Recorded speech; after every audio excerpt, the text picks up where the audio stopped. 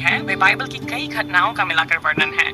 मैं आपको इन्हें सही क्रम स्टेप बाय स्टेप में साफ और पूरी कहानी के समझाता हूँ ताकि आपको पूरी बात स्पष्ट हो जाए।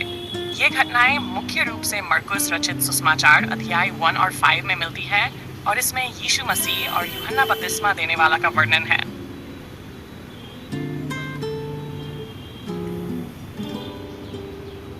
भविष्यवाणी, प्रभु का मार्ग तैयार करना। सबसे पहले भविष्यद्वक्ताओं ने कहा था, मैं अपने दूत को तेरे आगे भेजता हूँ, वह तेरे मार्ग को तैयार करेगा। इसका मतलब था कि कोई व्यक्ति आएगा जो लोगों को तैयार करेगा। भाषा शब्द यूहन्ना बपतिस्मा देने वाले का प्रकट होना। फिर जंगल में यूहन्ना बपतिस्मा देने वाला प्रकट हुए।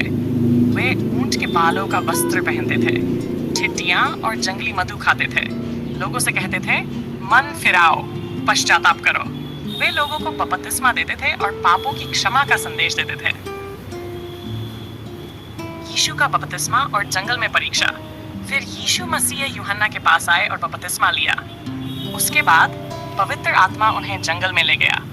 वे 40 दिन तक जंगल में रहे। वहां शैतान ने उनकी परीक्षा ली। उस समय जंगली पशु उनके साथ थे और स्वर्गदूत उनकी सेवा करते थे। दुष्ट आत्मा वाले मनुष्य की घटना। इसके बाद यीशु एक स्थान पर पहुंचे, गदरा देश में, जहां एक व्यक्ति था जिसमें दुष्ट आत्माएं भूत थीं।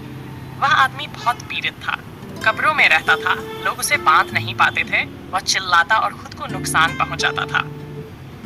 5 दुष्ट आत्मा की बात जब उसने यीशु को देखा तो चिल्लाया, ओपन कोट, हे परम प्रधान परमेश्वर के पुत्र यीशु, मुझे क्यों सताते हो? हमारा तुझसे क्या काम? Close coat. यीशु ने उस दुष्ट आत्मा को डांटा। 6 दुष्ट आत्माओं का सुअरों में जाना। वहां पास में बहुत सारे सुअर चल रहे थे। दुष्ट आत्माओं ने विनती की, हमें इन सुअरों में जाने दे। यीशु ने अनुमति दी। तब दुष्ट आत्माएं उस आदमी से निकल गई और सुअरों में चली गई। सुअरों का नाश जैसे ही आत्माएं सुअरों में गई, पूरा झुंड दौड़ पड़ा और झील पानी में गिरकर डूब गया। मनुष्य का चंगा होना। अब वह आदमी बिल्कुल ठीक हो गया, शांत बैठा था, सही अवस्था में आ गया। लोग ये देखकर डर गए और चकित हुए। इस पूरी कहानी की सीख, परमेश्वर पहले से तैयारी करता है यूहन्ना के द्वारा। यीशु में शैतान पर पूरी शक्ति है। पश्चाताप, मन फिराना बहुत जरूरी है।